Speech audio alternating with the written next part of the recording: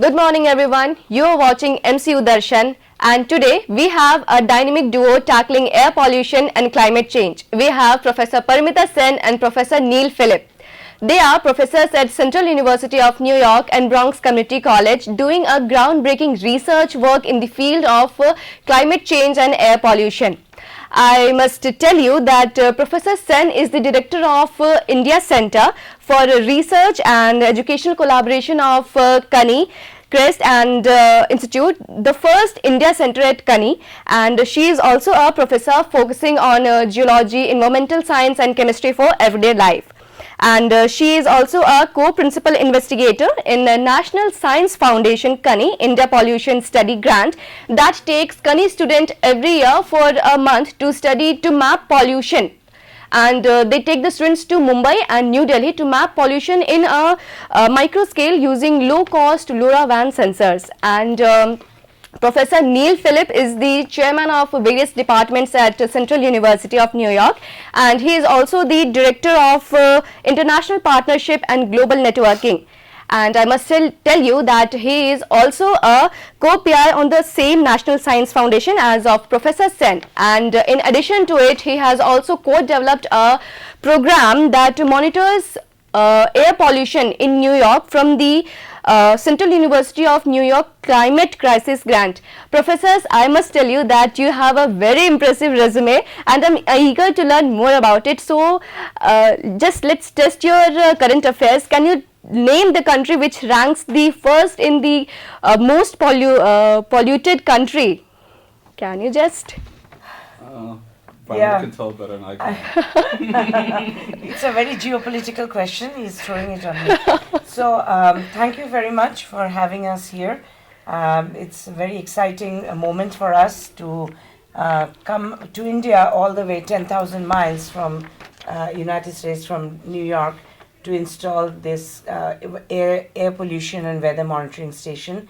We have been here in Makhanlal Chaturvedi Institute from yesterday. Excellent host, and students and faculties are very eager. We had a great discussion with your Vice Chancellor and faculty regarding many projects. Yes, climate change and air pollution is a very sensitive and a very important issue. Now we all should be together in a same platform for mitigation.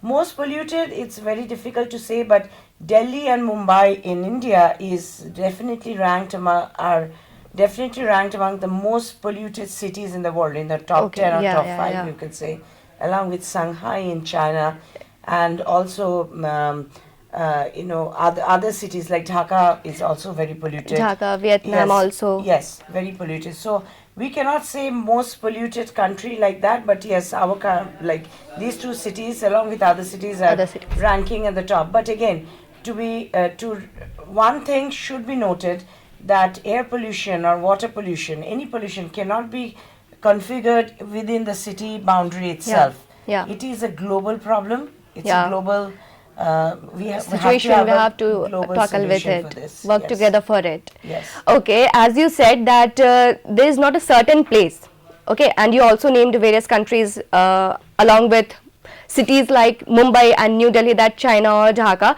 So I'm eager to know that what was your motive or the goal behind installing the weather stations in India, and I think of course it has already been planted in Maharashtra and other states as well. So what was your motive behind planting it in India? Well, thank you for having us on the show. As Professor Sen mentioned before, I just want to go back to her question, the question you asked her. It wasn't a geopolitical question, but we in New York City in June, first week of June, we were more polluted than Delhi and Mumbai in New York City.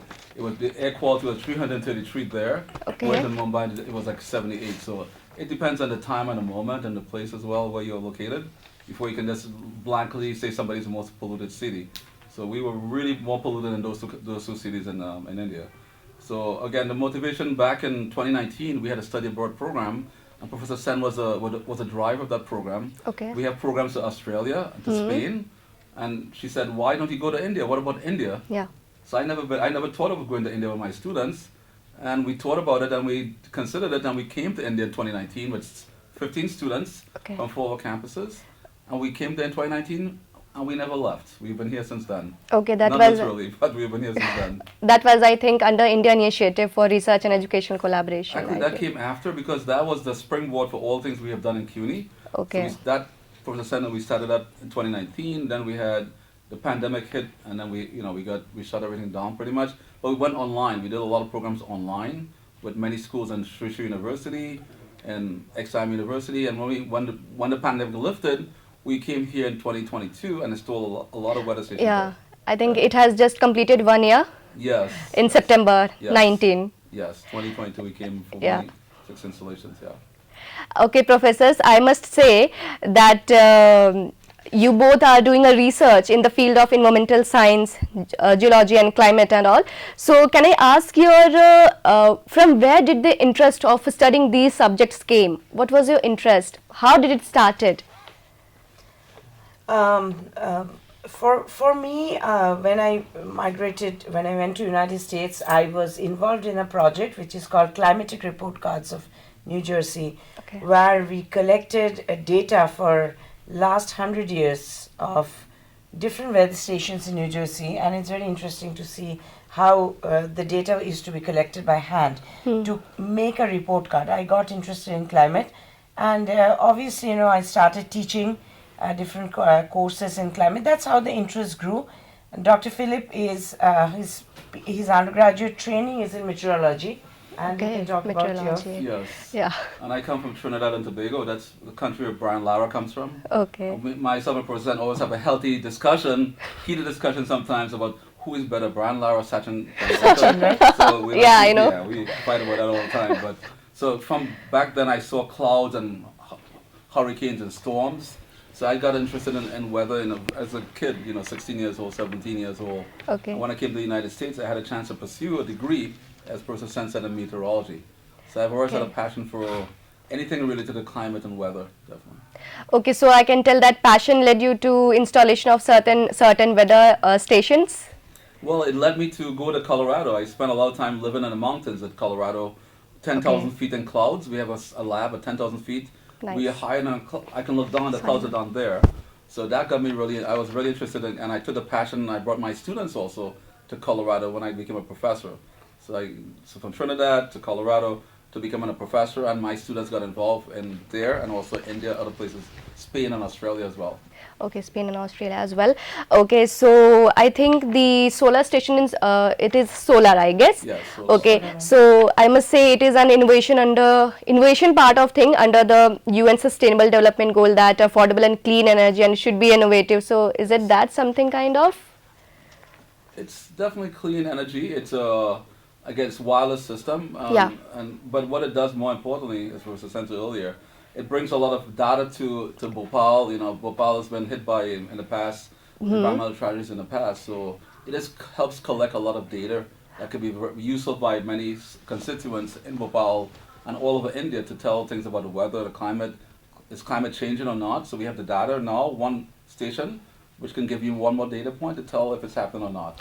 Okay, so Professor, the data generated here will be accessed by whom? Accessed by anybody in this world. I mean, whoever will be downloading the app. As it works. Dr. Philip has mentioned that there is an app. Tomorrow in the student workshop, we are going to show everybody how that app works. Now, as I mentioned before, that climate change is a very, very serious problem that everybody is facing. We cannot say, okay, it's a problem of Delhi. No. It's a problem of Shanghai. New Yorkers cannot say it's in India. We are not affected. Everybody will be affected at one point of time, like today or tomorrow. Okay, every country is facing climate change. So time has come where everybody has to be together in a same platform to fight against it. Now, nothing is possible if we do not have data. Yeah. So, United Nations, definitely one of the goals, sustainable goal is less energy, has also figured out or has also emphasized the fact that do not restrict yourself to satellite data only. Yeah. There is satellite data. Right now, I can go to a website, NASA's website, and see the pollution in Bhopal. Okay? Yeah. Then we have to see if there are other weather stations around in the city. And now this weather station we install will give you exact data in your campus. you can compare. Your campus is very green. You know, from Yes. yesterday we saw that it's a beautiful green campus. How is the data or how is the weather quality? How is the temperature over here different from downtown Bhopal? Even at maybe 5 kilometers from here, if there is any factory or anything. So we can be more conscious about the parameters, about what is affecting our pollution, what is affecting the weather and climate. So data is absolutely necessary, and there are many ways to generate it. Even in City University of New York, we have micro level sensors where students walk it with their backpack block to block. That's one of the grant we have with NSF, where we bring students from India. We have collaborators like IIT Delhi and IIT Mumbai, and students walk with backpack in the slum of Dharavi and Santa Cruz to collect data. Okay, ma'am, you said that you have students from IIT, Delhi and Bombay. We are collaborating with them, yes. Collaborating. Okay, so this is basically particularly communication university. Okay, so how will it benefit the students from this university and the MOU between the Central University of New York? How is it going to benefit the students from both? Because this is particularly a communication university. Yes. Yeah, I think it's again, it's not just about weather and science. I think it's about making people connections. Okay. Yeah, because we have installed. By the end of this month, we come back in November again to Hyderabad. We're gonna have 4 more stations installed in Hyderabad. So we're gonna have like 19 stations installed. But that's a lot of people we have met. And again, we are very grateful to the U.S. Consulate in Hyderabad and also Mumbai for this grant to make us make those people connections. That is probably more important to me than weather. Just to meet people and to learn about good things in India. There's a lot of good things happen in India as well. We went to many different schools and we saw a lot of innovations taking place in India. So we go back with the United States, take those things back there. We learn things from it. So back and forth, there's a lot of good collaboration going between the two schools. But definitely, and I will add over here that there's a major responsibility of School of Journalism or Communication to take this message of climate change to grassroots level. Only you can do it. Only the faculties can lead this type of program. The climate change is no more a business with the department, with the academic institution. There are thousands and tons of paper written. I was mentioning that in the faculty meeting today morning. We analyze data, but how to take it to the audience. I was giving a radio interview today. So they told me that it's in a 15-kilometer radius. So I was thinking, okay, I'm reaching out to the mass, to people. So you have a major responsibility of taking this data, analyze it, and make it understandable to the common people about pollution, about climate change. Okay, professors, very congratulations for the successful installation of the weather station. So let me ask that what advice would you like to give to students that who like early career researchers who tend to study in the field of environmental science? What advice would you like to give to them?